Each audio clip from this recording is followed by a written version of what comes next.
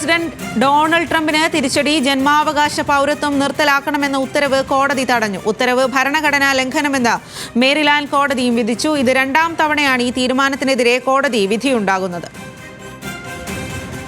National ഡെസ്കിൽ നിന്നും അശ്വതി വിശ്വനാഥാണ് കൂടുതൽ വിവരങ്ങളുമായി ചേരുന്നത്. അശ്വതി, വലിയ തിരിച്ചടി തന്നെയാണ് ട്രംപിന് ഇപ്പോൾ ഉണ്ടായിരിക്കുന്നത്. ഏതു രീതിയിലാണ് ട്രംപ് ഇപ്പോൾ പ്രതിരോധത്തിലാകുക ഇക്കാര്യത്തിൽ?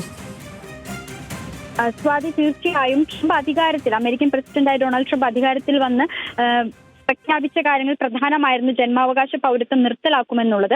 അതായത് അമേരിക്കയിൽ താൽക്കാലിക രീതിയിൽ ജീവിക്കുന്നവരും അതുപോലെ തന്നെ അനധികൃതമായി കുടിയേറിയവർക്കും ജനിക്കുന്ന കുട്ടികൾക്ക് ജന്മാവകാശ പൗരത്വം നിർത്തലാക്കണമെന്നായിരുന്നു ട്രംപ് പറഞ്ഞിരുന്നത്.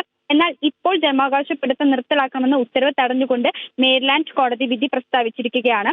ഈ ഉത്തരവ് ഭരണഘടനാ ലംഘനമാണെന്നാണ് മേരിലാൻഡ് കോടതി പറഞ്ഞിരിക്കുന്നത്. മേരിലാൻഡിലെ 5 ഗർഭിണികളായ സ്ത്രീകൾ സമർപ്പിച്ച ഹർജിയാണ് ഈ ഒരു കോടതി വിധി വന്നിരിക്കുന്നത്.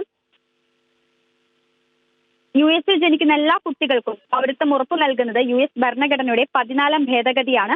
ഇതിനെ മറികടന്നുകൊണ്ടായിരുന്നു ട്രംപിന്റെ എക്സിക്യൂട്ടീവ് ഉത്തരവ്. എന്നാൽ ഈ ഉത്തരവ് നഗ്നമായ ഭരണഘടനാ ലംഘനമാണെന്ന് ചൂണ്ടിക്കാട്ടി മുൻപ് സിയാറ്റിലെ ഫെഡറൽ കോടതി ഇടപെട്ടിരുന്നു. 14 ദിവസത്തേക്ക് ഈ ഒരു തുടർ നടപടികൾ കോടതി സ്റ്റേ ചെയ്തിരുന്നു. ട്രംപിന്റെ ഉത്തരവിനെതിരെ സിവിൽ റൈറ്റ്സ് സംഘടനകളും ഡെമോക്രാറ്റിക് ഭരണത്തിലുള്ള സംസ്ഥാനങ്ങളും അന്ന് കോടതിയെ സമീപിച്ചിരുന്നു.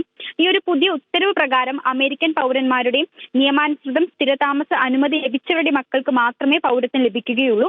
ഈ ഒരു ഉത്തരവ് ഫെബ്രുവരി 20-നാണ് പ്രാബല്യത്തിൽ വരാനിരുന്നത്. രാജ്യത്തേക്ക് ാണ് ട്രംപ് ഈ ഒരു ജന്മാവകാശ പൗരത്വത്തിനെതിരെ നിലപാട് സ്വീകരിച്ചിരിക്കുന്നത്. ഈ അധികാരത്തിലെത്തിയ ആദ്യ ദിനം തന്നെയാണ് ട്രംപ് ഇത്തരത്തിലുള്ള ഒരു ഉത്തരവ് പുറത്തിറക്കിയത്. സ്വാതി. ശരി അശ്വതി.